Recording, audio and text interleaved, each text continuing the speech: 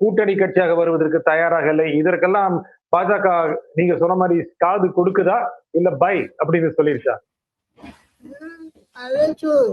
எது ஒண்ணு சொல்லலாம். யதார்த்தம் கண்டிப்பாக பாரதிய ஜனதா கட்சி ஒரு ஒரு முயற்சியுடன் செய்கிறார்கள். அந்த முயற்சி 2026 ஒரு 50% வின் பண்ணுவாங்க. 2031 100% வின் பண்ணுவாங்க. அதிமுக இன்னைக்கு பாஜக அதிமுக தான் இருக்கு. நீங்க சொல்றீங்க அன்புமணி பாமக வர வாய்ப்பு இருக்கு.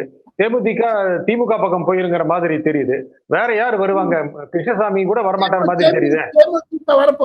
தேமுதிக ஏடிஎம்கேட வந்துடும். அவங்களுக்கு ஒரு ராஜ்யசபா சீட் வேணுமே. இப்ப ஏப்ரல் 2 நடக்க போகுது. அது அதிமுக கொடுத்துருமா? பார்க்கலாம். Lettuce C.